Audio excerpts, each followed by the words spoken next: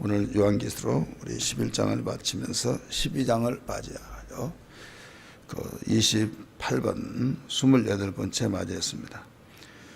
오늘 내용은 이스라엘의 운명이라고 하는 측면에서 우리가 보여지게 합니다.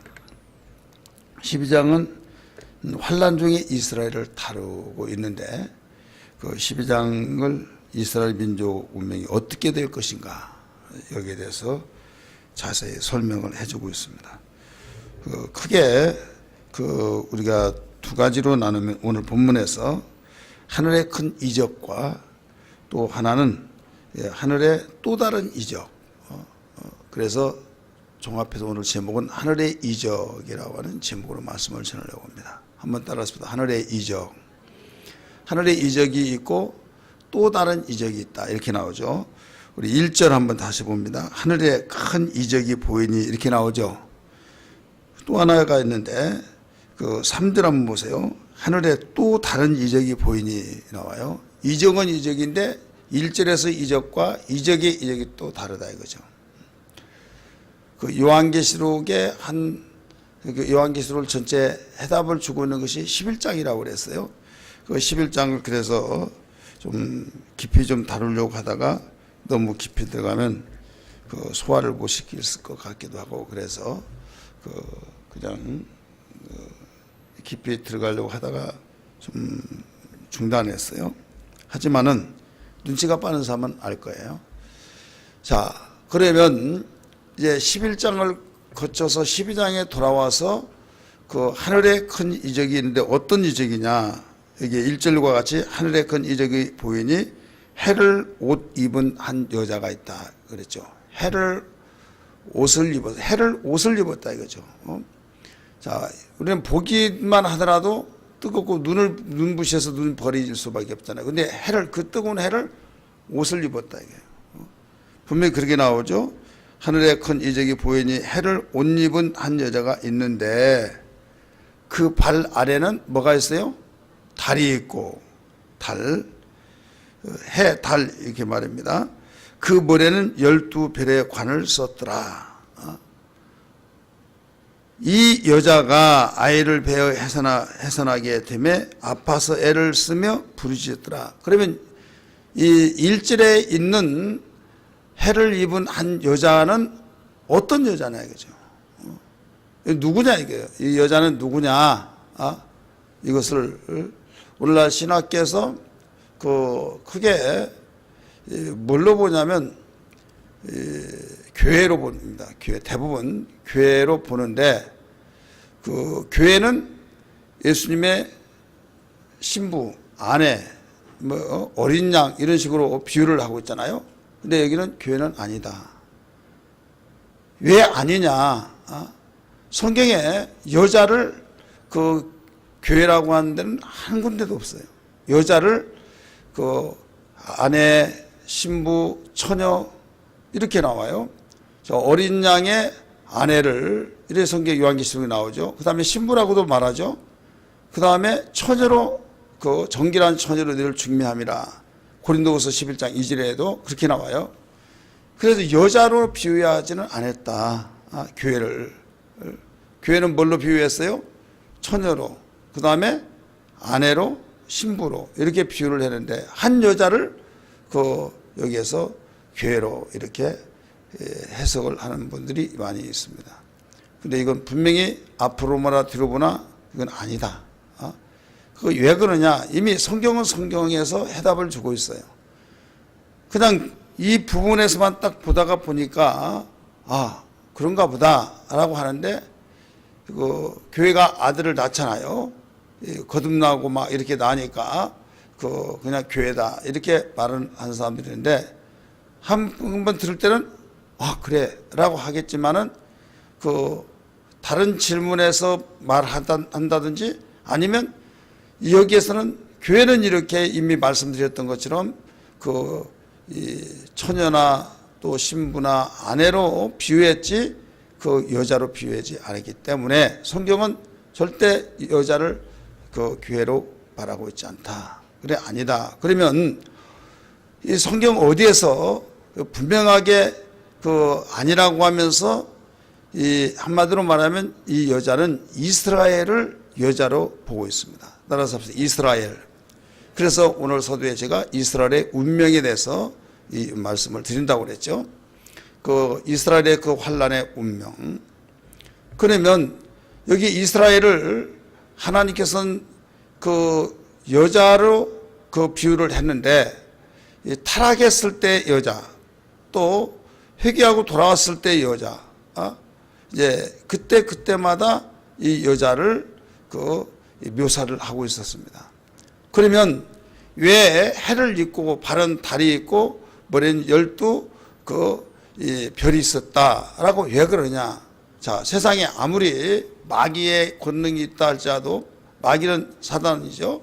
근데 권능이 있다 할지라도 해를 입을 수 있을까요? 해를 입을 수가 없어요. 불 속에 들어가면 타서 죽습니다. 그런데 해를 옷을 입었다고 한 것은 누구냐?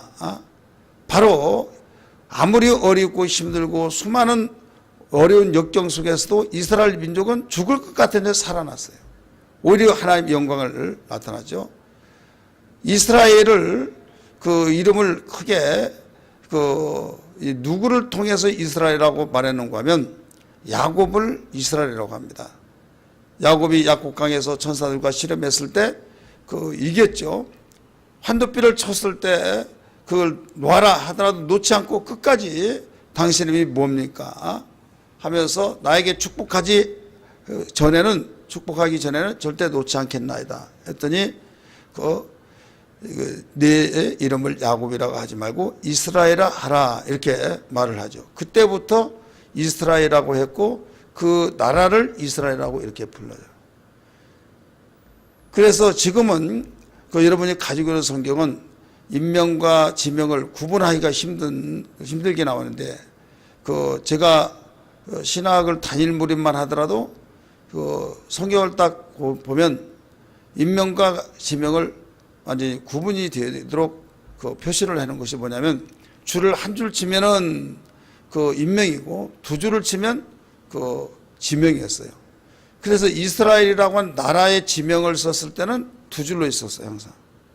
그런데 하나로 이름을 이렇게 해놨을 때는 야곱을 이스라엘이라고 하라라고 했을 때 사람을 말을 했는데, 이제 나중에 이스라엘이 야곱의 12지파를 통해서 이제 형성이 되잖아요. 그래서 모체는 아브라함부터 시작했고, 아브라함의 아들이 이삭인데, 이삭이 이제 야곱과 에서를 낳고, 야곱이 12아들을 낳으면서부터 12지파로서 이제 급부상하면서 이제 퍼져나가기 시작하죠. 그러면서 이스라엘을 이제 나라의 국호로 정하게 되어지고, 이스라엘 나라의 삶이 어떻게 되느냐? 우리는 대부분 야곱이 복을 받았다. 아무것도 가지고 가지 않았는데 에삼 집에서 20년 동안 머슴살이 해서 수많은 물질의 복을 받고 자녀의 복을 받고 연애의 복을 받고 해서 겁으로 돌아왔다 이렇게 말을 합니다. 다윗이 아무것도 가지고 있지 않았지만은 하나님이 함께 하셔서 놀라운 축복 속에서 이스라엘 제2대 왕이 되었다 하면서 잘했던 거, 많은 사람이 굉장히 우러러보는 그런 측면만 계속 이야기를 하다 보니까 그 자리에 결과만 딱 보여주면서 대단하지 않느냐, 이런 복을 받았다 하지만은 사실 그 자리에 있기까지의 고난, 환난, 어려움이 거기에 몇 배가 더 있었다 이거죠. 그래서 성경은 모두 하나님의 축복은 그냥 순탄하게 나가지 않습니다. 하나님의 축복은 다지고 기초를 든든히 세워서 이제 이거 주어진데, 그렇다고 해서 100% 절대적으로 고난 어려움이 있다, 그건 아니에요. 이삭의 복을 여러분 보면 아실 거예요. 성경에 족장 세 사람의 이름이 나옵니다. 아브라함과 그 다음에 누구예요? 이삭, 그 다음에 야곱이에요. 아브라함의 하나님, 이삭의 하나님, 야곱의 하나님 그러잖아요. 그러면 이 준족장이라고 할 수 있는 요셉도 나와요. 그러면 요셉의 하나님 하면 되는데, 요셉의 하나님은 하지 않고 아브라함의 하나님, 이삭의 하나님, 야곱의 하나님, 이 세 이름을 그 하나님으로 붙여서 나는 아브라함의 하나님, 이삭의 하나님, 이삭의 하나님, 야곱의 하나님이라 라고 이렇게 말합니다. 근데 요셉의 하나님이라 이런 말은 성경에 없어요. 왜 그랬을까? 그 3대 족장을 하나님께서는 거기까지의 모든 것을 그 하나님의 칭호를 붙여줬어요. 왜 그런가 하면 하나님께서는 이 세 사람의 놀라운 공통점이 뭐냐면 세상에서 불러가지고 그 내가 너로 민족을 이루게 해주겠다 그랬어요.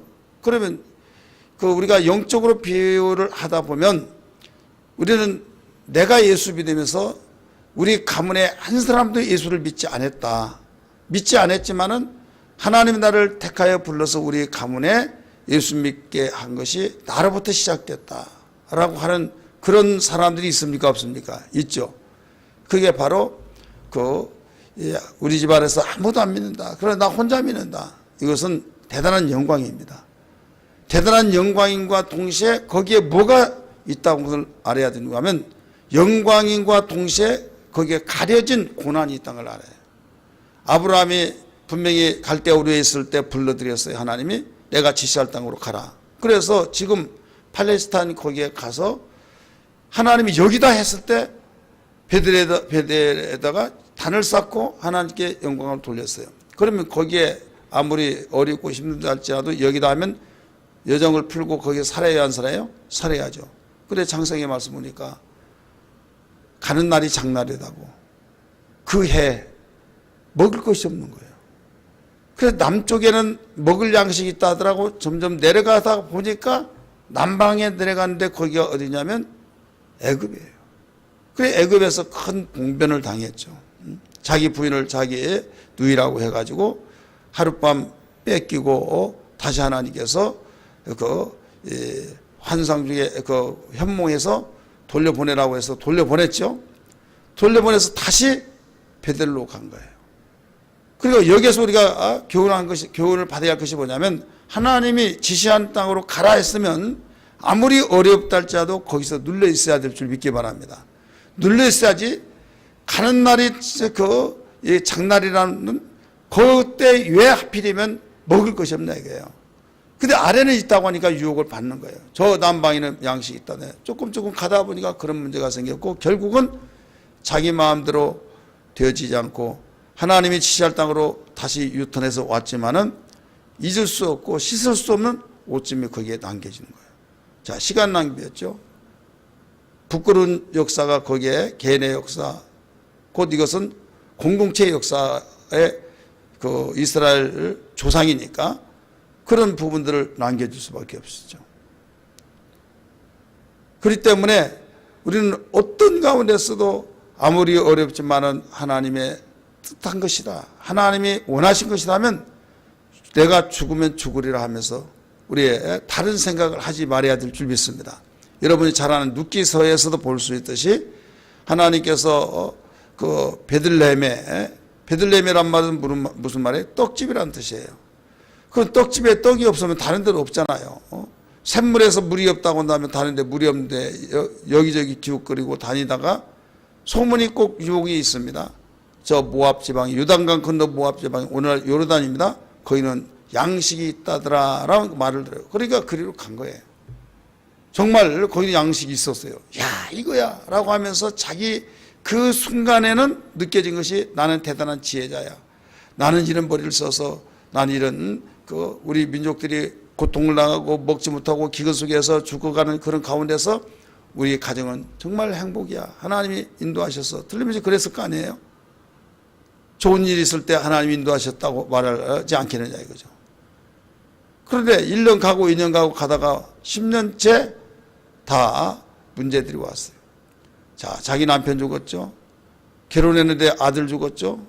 둘째 죽었죠. 세 과부만 남은 거예요. 그러면 애굽 그 모압으로 내려가지 아니했던 이스라엘 백성은 양식이 없을 때 다 죽었어야 해요? 안 죽었어요? 죽었어야죠. 그러면 죽었단 말은 안 들어요. 어떻게 해서 버텨진다 이거예요.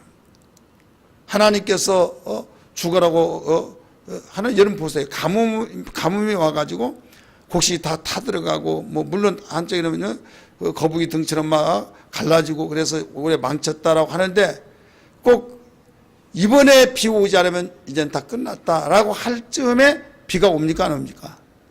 대부분 다 옵니다.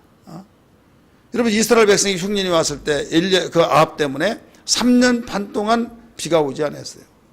하나님께서는 더 이상 이제는 오지 않게 하면 백성들마저 다 죽겠구나 해서 엘리야를 아합에 보내서 내기하라 해서 결국 내기했잖아요. 그래 하나님은 우리보다 먼저 어려운 처지 더 한다 이거죠. 하나님께서 먼저 하시기 때문에 절대 우리를 아무 이유 없이 죽게 하지 않는다 이거죠. 인내하라는 거죠. 우리는 죽을 것 같고 우리는 망할 것 같고 이제 끝나버릴 것 같지만은 믿음으로 사는 자는 결코 죽지 않는다. 따라서 합시다. 믿음으로 사는 자는 결코 망하지 않는다. 믿으시길 바랍니다. 이때 이 나오미의 가정이 정말 거기에 가서 자기 민족은 굶고 자기들은 풍성한 양식을 누렸을 때 복인 줄 알았지만은 10년 후에 보니까 복이다 복이 아니다 복이 아니었다 이거죠. 자, 우리 예수 믿는 사람이 예수 믿다가 어렵다고 되는 것도 없고 에라 모르겠다 예수고 뭐고 교회고 하면서 옛날로 돌아가 버리고 그 옛날로 돌아가니까 너무 그래도 숨튈 것 같고 교회 안 다니고 난 순간부터 그래 조금 낮은 것 같고 막 그러니까 거기에서 그 어떤 복으로 알고 있다 이거죠. 여러분 하나님 가까이 한 것이 복이란 걸 믿기 바랍니다. 절대 하나님을 멀리하고 잘된 것은 복이 아니에요. 인생은 하루살이가 아닙니다. 인간은 반드시 영원한 존재이기 때문에 하루가 어려울 땐 천년같이 느껴지겠지만은 지내놓고 보면 그렇지 않습니다. 잠깐입니다. 그래서 하나님 지금 내가 죽을 지경입니다 하면서 죽을 지경이 되었을 때 하나님께 기도하라고 신호라는 걸 믿기 바랍니다. 기도할 수 있는 우리에게 수단이 있는 거 감사히 여겨요. 아브라함의 그 부인 사라의 몸종 하갈이 그 사라에게 미움받고 남편에게 여보 저자를 내쫓으라고 했을 때 얼마나 고민이 많았겠습니까? 분명히 육신적으로는 자기 아들입니다. 우리 여기 계신 분은 그렇지 않지만은 다른 여자들은 그런 것 같아요. 자기가 일 저지르고 기분 나쁘면 남편에게 막 갖다 다 쏟아붓고 왜? 자 아브라함이 그 서로 이 하갈하고 눈 맞아가지고 동침해서 아들 낳습니까? 아니면 사라가 자기 남편에게 이야기해서 들여보냈습니까? 누가 일을 만들었어요?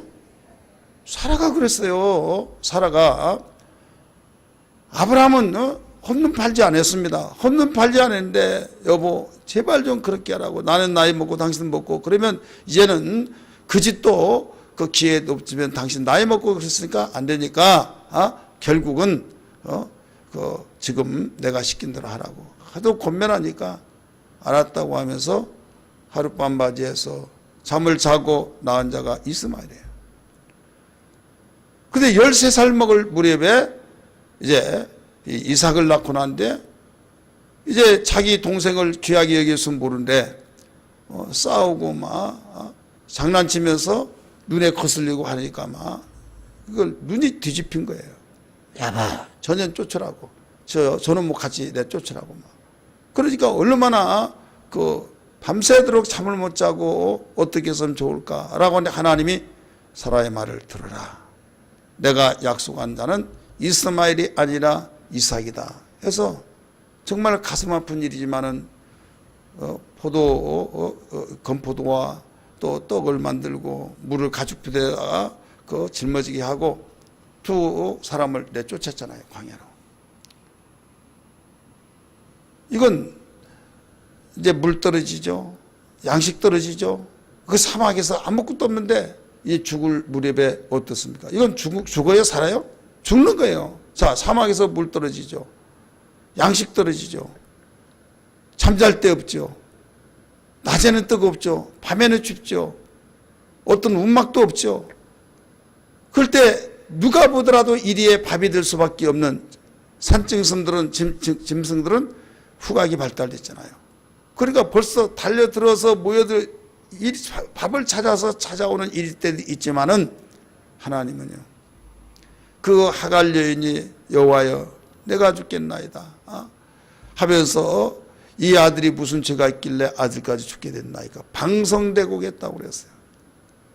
이때 하나님께서 하갈에게 나타나셔서 말씀하셔서 물을 주시고 그 다음에 내가 한 민족을 크게 이루어 주리라 라는 약속을 해서 오늘날 그 이스마엘 모든 족속이 아랍권에 있는 사람들이지 않습니까? 자, 죽어서 없어지려야 할 수밖에 없는 상황이었지만은 여기에서 하갈이 살았던 유일한 길은 자기 주인이 섬겼던 하나님을 알았기에 부르짖고 기도했던 거예요. 이건 우리에게 단순한 야 재밌다라고 하는 이야기로 끝난 것이 아니라 하갈도 그렇게 이스마엘은 약속의 씨가 아니잖아요. 그럼에도 불구하고 하나님이 부르짖는 그 기도를 외면하지 아니하고 살려주시는데 하물며 예수의 이름으로 거듭나서 우리는 하나님의 자녀가 된 우리가 어려웠을 때 기도하라고 하는 그 약속을 붙들고 기도할 때 망하냐? 절대 망하지 않습니다. 아멘 하십시다. 절대 망하지 않습니다. 왜 그런가 하면 하나님의 약속이기 때문에. 그런데 우리는 대부분 어렵고 내 판단 속에 힘들고 나는 끝났다면 곧바로 하나님 원망하고 나 하나님께서 잘 되게 해준 거 뭐 어디냐고 막 하는데 여러분 그때가 하나님께 점수 딸 수 있는 기회가 된다는 걸 믿기 바랍니다. 여러분 정말 속에서 막 뚜껑 열려지고 완전히 화가 나고 또 어떤 에라 이놈의 막 이런 것이 원망 불평이 나오려고 할 그때 기도를 집중적으로 하세요. 기도를 하면 내가 죽어지고 하나님이 보이면 하나님의 그 영광을 보여줄 때 모든 마음이 그 잊지 말아야 할 것은 사라지고 나에게 빈 그릇으로 깨끗한 빈 그릇으로 준비됩니다. 깨끗한 빈 그릇으로 준비될 때 거기 하나님이 채우신 분이라는 걸 믿기 바랍니다. 근데 원망과 불평과 시기와 질투와 막 짜증과 막 그러면 거기에 뭐가 있는가 하면 더러운 그릇이에요. 자, 남은 동양아치가 그거 달라고 하면 어떤 그릇이든 그냥 주면 끝나요. 근데 내 자식이 더러운 이물질이 많이 있게 있는 그 그릇 가지고 뭐 밥 달라고 하면 줘요? 아니죠.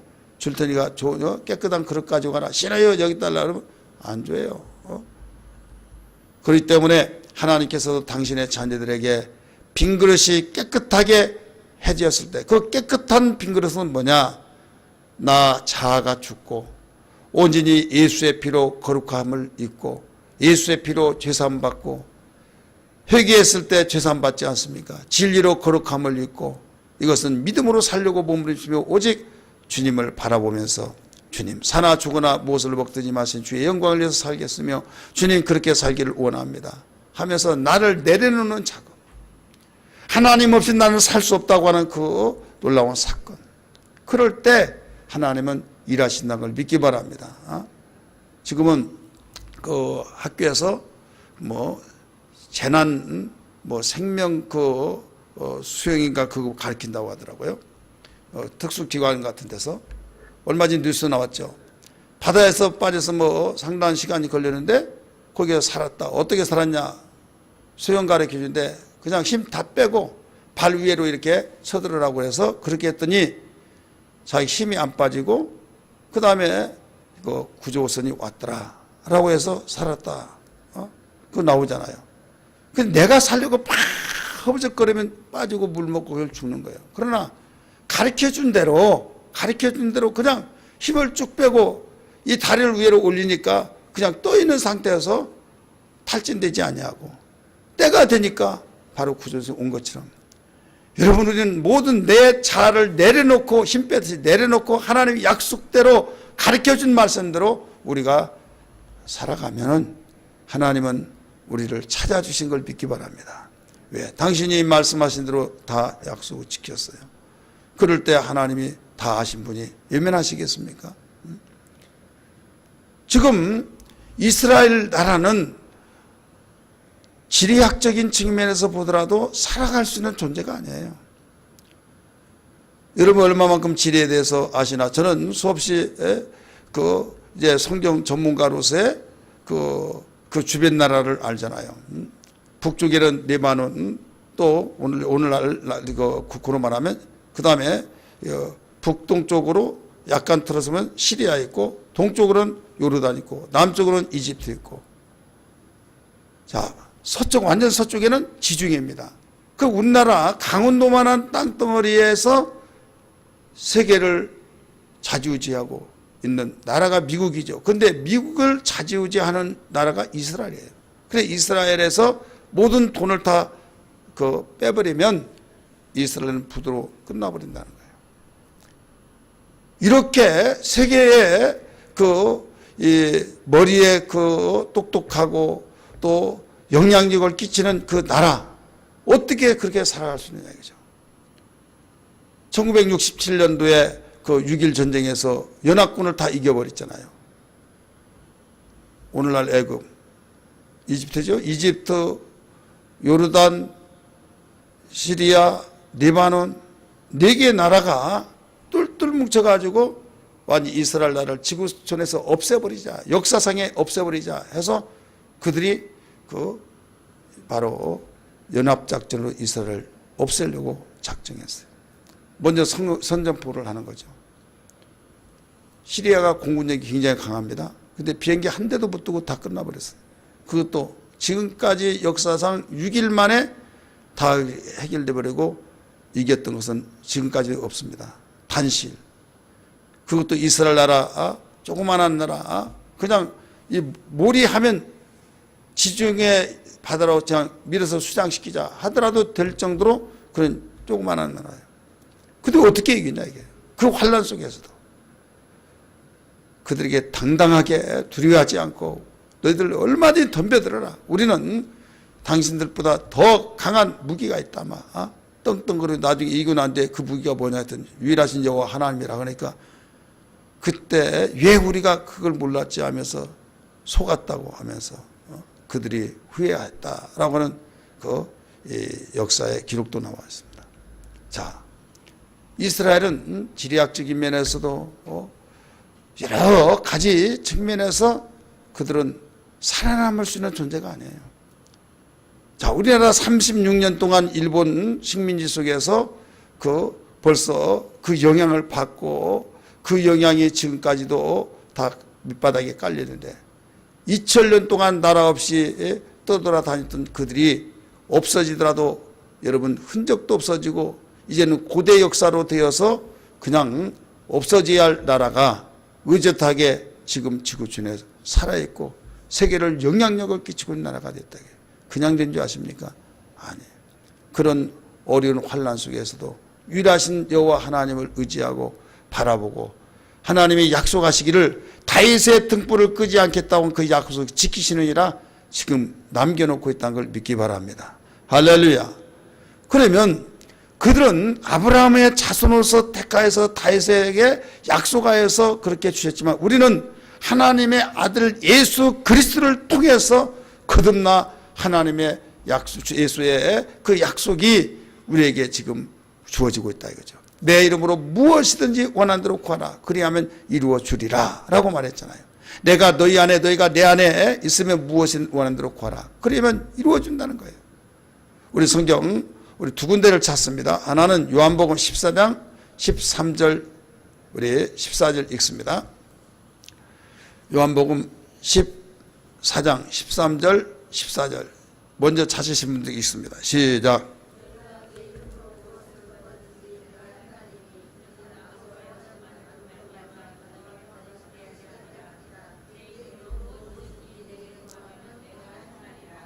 내 이름으로 무엇이든지 구하면 내가 시행하리라 나오죠. 그다음 한 장 넘겨서 15장 7절 말씀 읽습니다. 15장 7절 시작.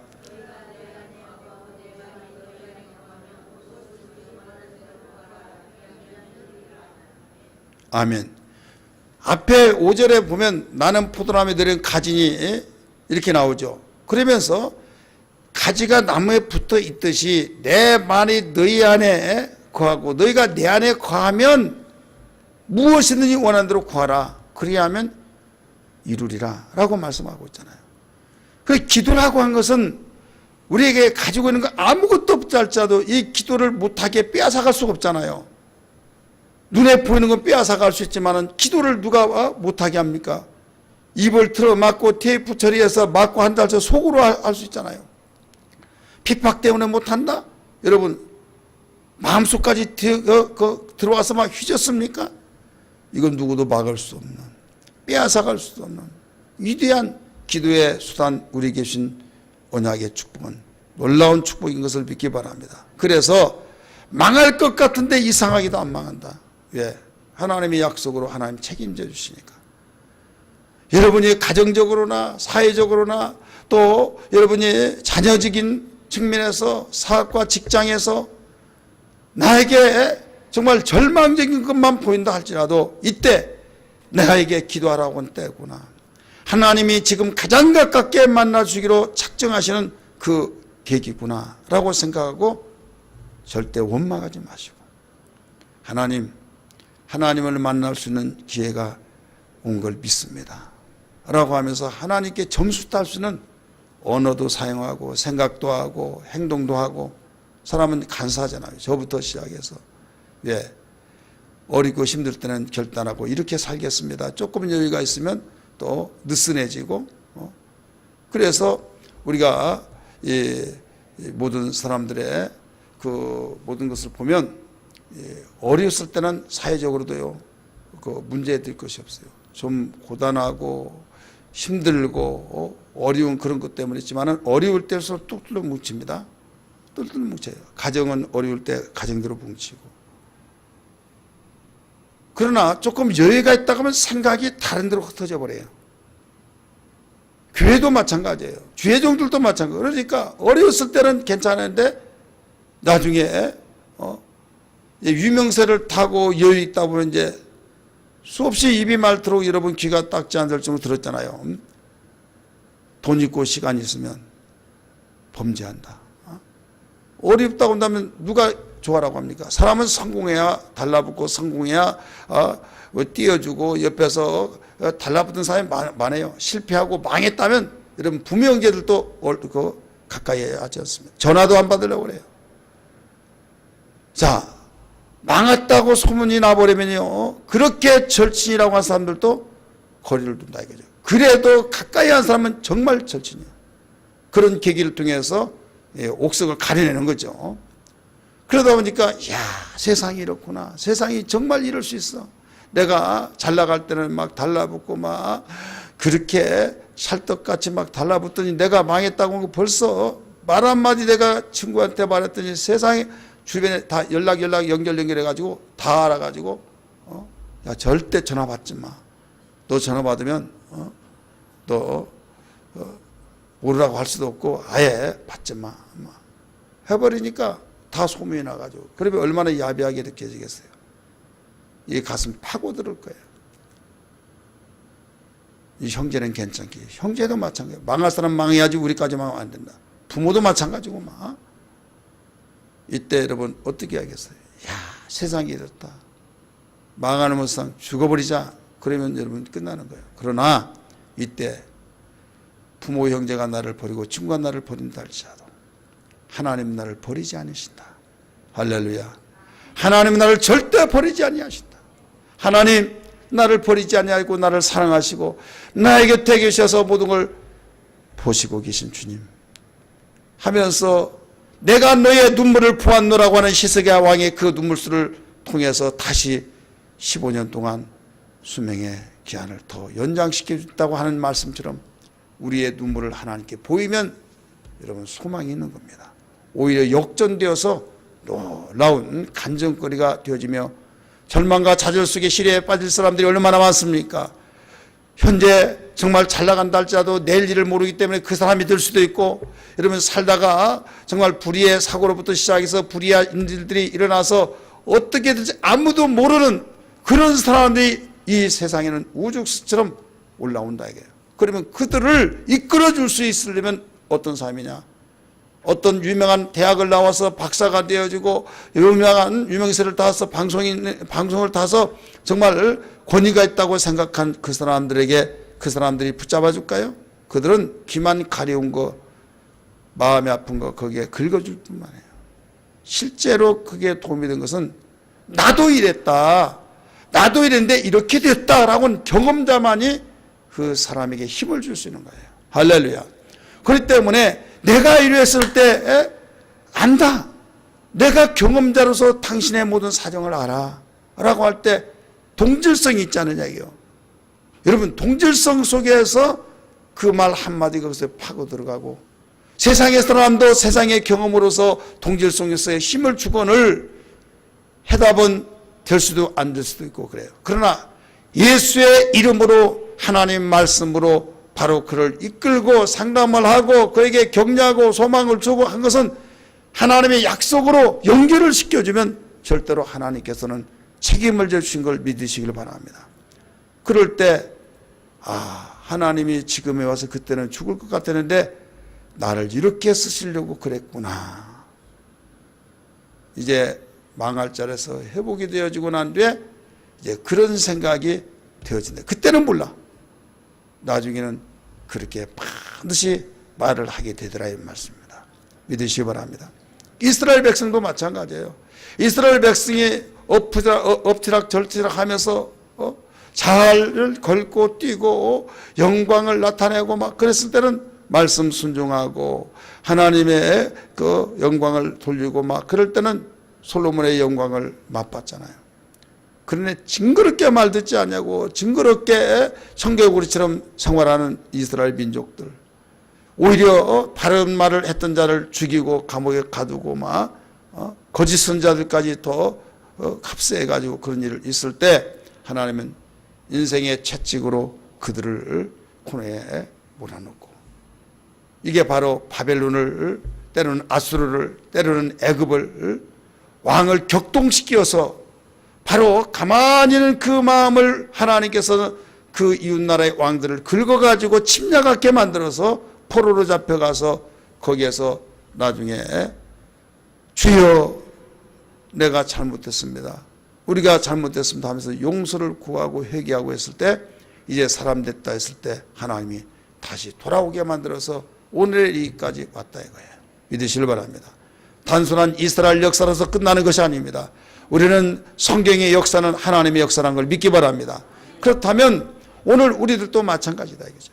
그래서 아예 이삭과 같은, 이삭은 처음부터 시작해서 그의 일대기는 어려움이 없었어요. 단 어려움이라는 것은 순교정신의 하나의 반항아지고, 아버지가 목을 쳐 죽이려고 할 때 눈은 꺼먹꺼먹 하면서도 그대로 받아들였다 이거죠.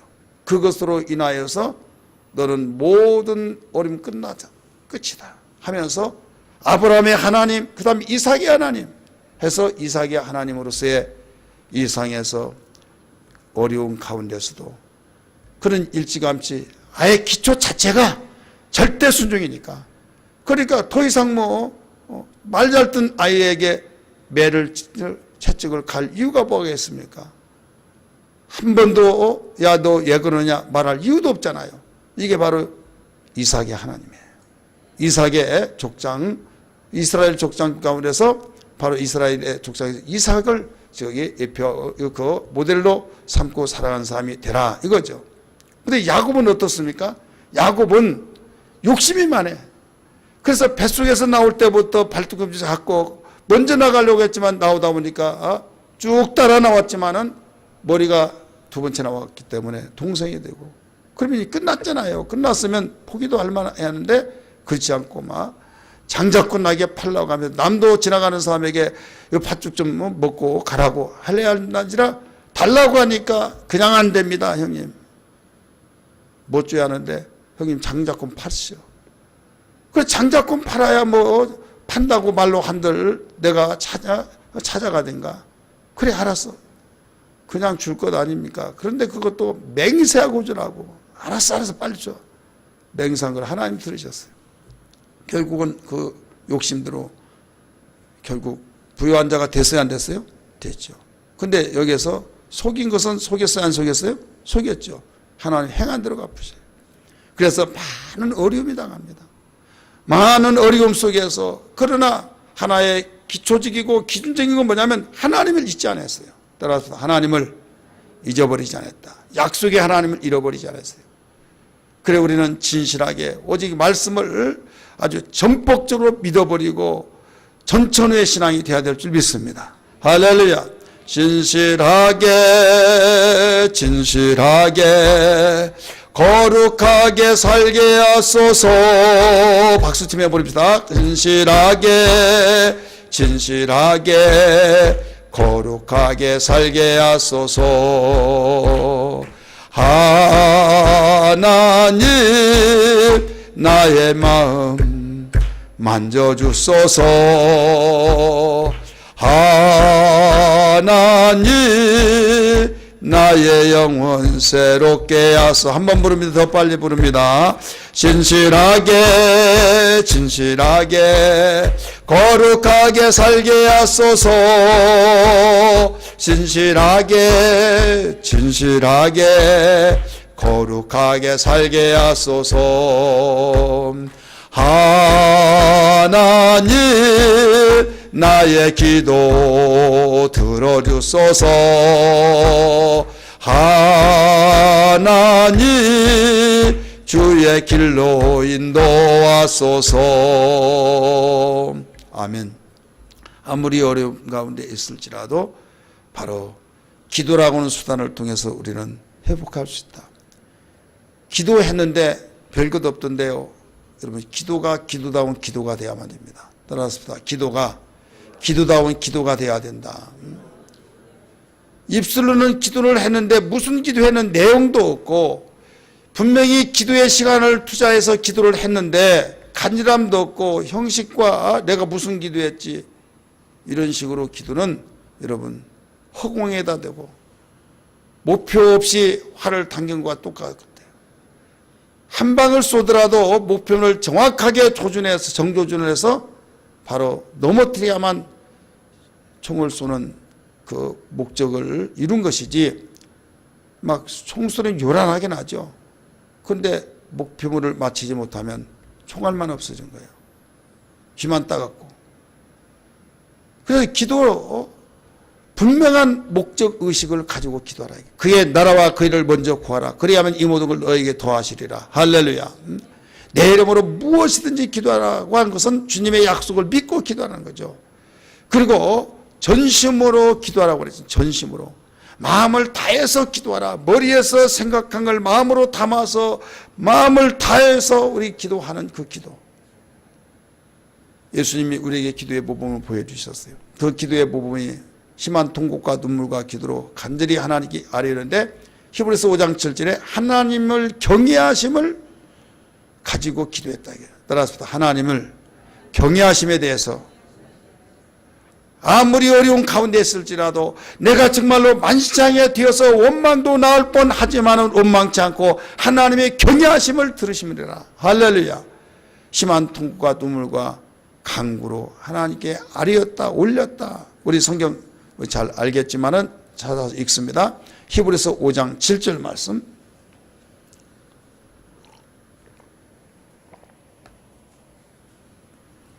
히브리서 5장 7절 같이 읽습니다. 시작.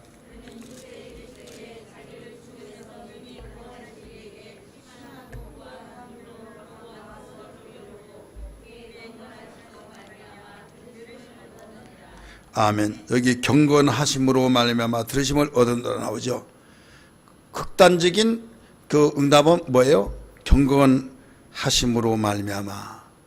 우리 개혁성경에는 경외하심으로 말미암아 이게 나 경외하심으로. 그래 아무리 눈물을 많이 흘리고 대성통곡하고 막 손이 떨려서 막 손이 떨어져 나가도록 흔들고 목청을 높여서 목소리가 나오지 않고 그렇게 한다 할지라도 하나님은 중심으로 오시기 때문에 하나님 경외하는 그 마음이 없이 기도할 이건 아무 유익이 없는 거예요. 간절하게 묵상 기도하는 것 같을지라도 그 기도를 한다 할지라도 경외하심으로 할 때, 믿음으로 경외하심으로. 할렐루야.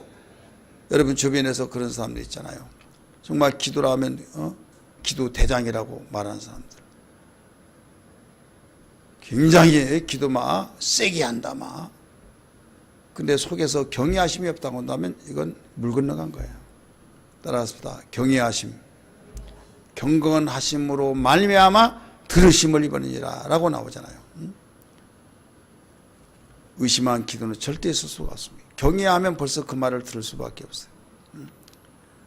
그래서 믿는 자에게 가장 재산은 나는 다른 거 다 끊어지고 없어지고 나에게 바닥나고 없어진다 할지라도 내 속에서 하나님을 사랑하고 하나님에 대한 약속을 믿고 기도하면 하나님은 일하신다 하면 하나님은 약속을 명예를 걸고 약속을 해주셨기 때문에 일을 하신다 이거예요.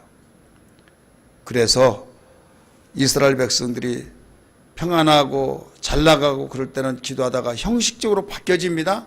경외하심이 없이 그냥 제사 드리고 경외함이 없이 그냥 종교의식은 있는데 하나님이 중심 볼 때 하나님께서는 일면했죠. 이때 결국은 선지자를 통해서 책망하게 하고 돌아오게 하고 회개하고 돌아오게 하는데 선지자 말도 듣지 않냐고 그랬을 때 바벨론으로 아수르로 계속 하나님께서 그 왕들을 긁어놓고 끌려가게 만들고 그래서 그 나라에 가서 느낀 점이 많죠. 마음껏 하나님을 부르고 마음껏 하나님께 제사하고 마음껏 하나님께 영광 돌리고 마음껏 그들이 섬기고 싶었던 하나님 거기서는 그 나라에 그 신이 있잖아요. 그 나라의 신. 그러니까 못하는 거예요.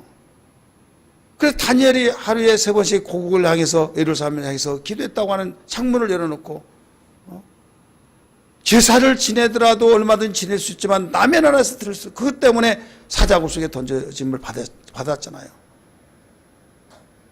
애국에 나가면 다 애국자가 된단 말이 있어요. 어디 나가면요? 애국에 가면 고교에 대한 그리움 속에 애국자. 그런데 한국에 오면 애국자가 아니라 이제는 또 이상한 사람이 되어지죠. 이스라엘 백성이 나라 잃어버리고 애국에서 이방이 객이 되어서 종살이 했을 때는 하나님 살려주세요. 진실하게 간절하게 하나님은 전지하시기 때문에 얼마나 죄를 많이 졌든지 이건 70년 간다. 70년. 몇 년이요? 그래서 70년 되면 돌아오리라 라고 예언을 해주신 거예요. 자, 옷도 떼꾸장물이 많이 쪄들게 입으면 설렁설렁 이렇게 세제해서 그냥 흔들어서 때 빠져요? 어느 정도 빠져요? 이건 비누칠해서 삶아요. 그래도 안 돼. 이제는 양잿물 거기다 넣고 삶고 두들기고 시간이 많이 가야 안 가요? 많이 가죠. 그래서 70년을 하나님께서는 아시고 거기에 회개는 한 번 하면 이거 용서해 주셔요. 그러나 회개한 걸로 중요한 것은 회개하고 돌이켜서 이제는 뿌리를 내려서 그 심리학적인 용어로 말한다면 습관이 바로 바뀌어져야 된다 이거예요. 옛날 습관 다시 말해 도박했던 사람이 안 하겠다고 도박을 절대 안 하겠다.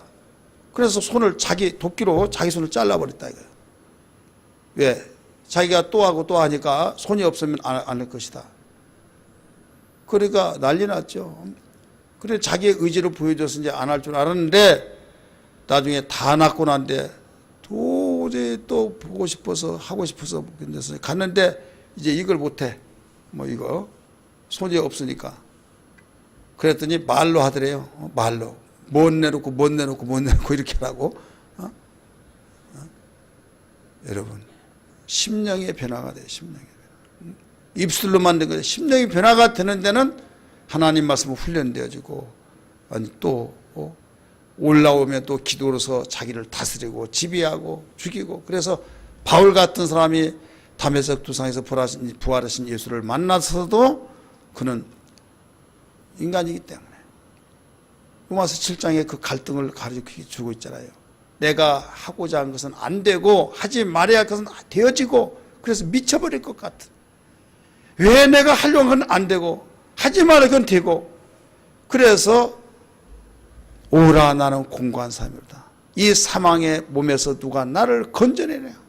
이게 바로 내 마음 따로 행동 따로 내 생각대로 행동 따로 그러니까 마음에서는 이렇게 하고 싶은데 그렇게 되어지지 않은 거예요. 그러니까 하나님 중심을 모시잖아요.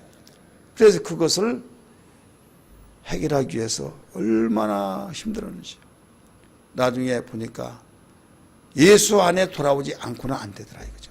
따라서 예수 안에 들어오지 않고는 안 되더라. 그래서 오라 나는 공고한 사람이로다. 이 사망의 몸에서 누가 나를 건져내랴 하면서 자살하기 일보 직전에 그 고백을 했던 그가 뭐라고 했습니까? 8장에 딱 돌아와서 그런즉 누구든지 그리스도 예수 안에 있는 자는 정죄함이 없나니 하면서 생명의 성령의 법이 죄와 사망에서 해방했노라 라고 하면서 예수 안에, 그래서 바울 사도의 그 서신서에 보면 로마서부터 쭉 보면 히브리서까지 보면 거기에 예수 그리스도 안에서, 그리스도 예수 안에서 이 말이 굉장히 많이 나옵니다. 많이 읽죠. 예수 그리스도 안에서, 그리스도 예수 안에서. 그렇기 때문에 예수 안에서만이 해결할 수 있다. 따라서 예수 안에서만이. 자기의 노력과 의지는 약간의 유익은 있지만은 절대로 이건 완전히 될 수 없다 이거죠. 손 자르기까지의 여러분 결단이 얼마나 대단합니까?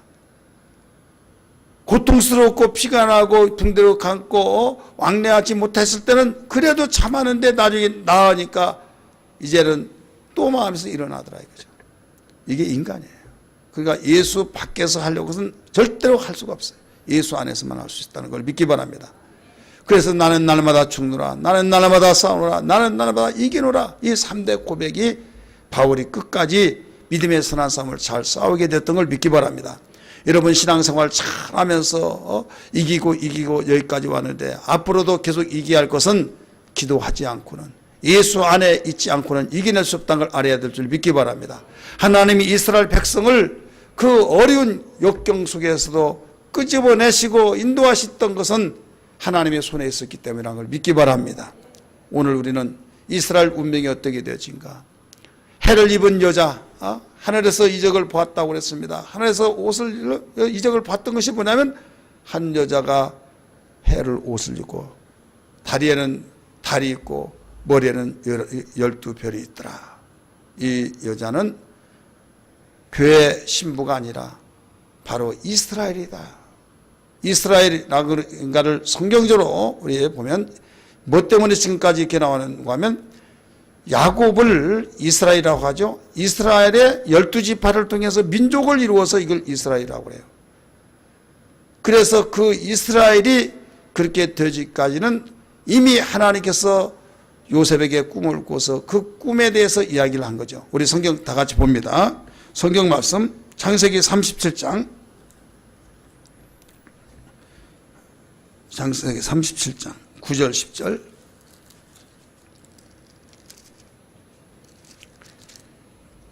읽습니다. 시작.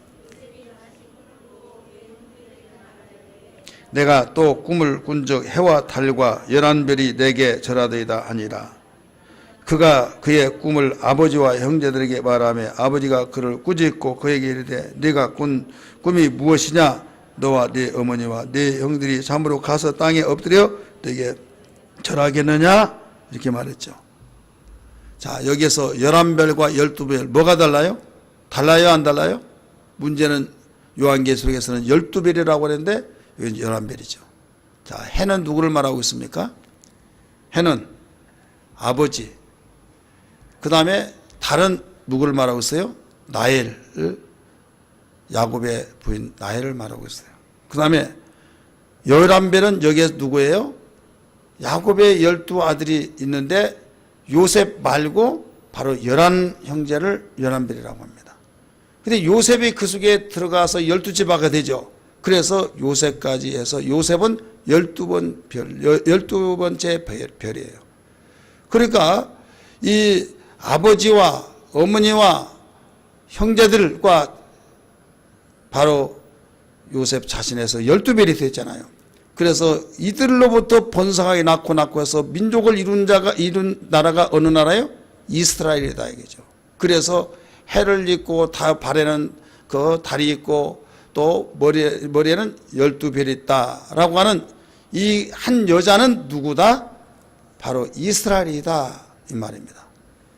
오늘 우리는 그 요한계시록 12장을 보면서 물론 1절에서 6절까지만 읽었습니다만은 여러분이 꼭 여자라고 하는 단어 한번 보세요. 여기에 여자라는 단어가요 굉장히 많이 나옵니다. 1절에서 6절까지는 5번이 나와요. 5번이 나오고 1절부터 우리 17절까지는 11번이 나옵니다. 여자라는 단어가. 이 여자란 단어를 11번이 나왔다고 하는 그 말은 그만큼 여자를 제대로 알지 못한다고 한다면 이 해석이 완전히 엉망진창이 되죠. 그래서 이스라엘의 운명이 어떻게 될 것인가 라는 것을 여기서 볼 수가 있다 이거죠. 자, 두 번째는 3절에 하늘에 또 다른 이적이 보이니, 여기는 다음 시간에 하기로 하고요. 2절 같이 읽습니다. 시작. 이 여자가 아이를 베어 해산하게 되매 아파서 애를 쓰며 부르짖더라. 자, 이스라엘이 아들을 낳았어요. 아이를 베었어요. 해산이 되매 아파서 애를 쓰며 부르짖었다. 자, 여기서 아이를 낳았다고 하는 이 아이, 예수는 이스라엘 민족 가운데 태어났다는 걸 믿기 바랍니다. 예수는 이스라엘 민족 중에 한 사람으로 태어났다. 그래서 이 여자를 바로 이스라엘로 가르쳐 주고 있고, 그 이스라엘에서 한 아이라고 했는데 이 아이는 예수 그리스도입니다. 예수 그리스도 5절에 연결시켜서 본다면 여자가 아들을 낳으니 이는 장차 철장으로 만국을 다스릴 남자라. 그 아이를 하나님 앞과 그 보좌 앞으로 올려가더라. 이렇게 나오죠. 그래야 안 그래요? 이렇게 나오죠. 오늘 우리는 하나님께서 하시는 일은 즉흥적이고 바로 그 상황 따라서 말씀하신 하나님이 아니다.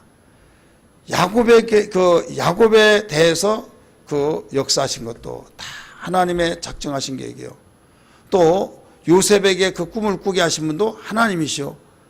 또 여기에서 하늘의 큰 이적을 한 여자를 통해서 보여주게 한 것도 그 연결이 하나가 되어지면서 하나님이 하신 일에는 완벽하게 모든 계획 속에서 진행을 하시고 계신다는 것을 바로 믿기 바랍니다.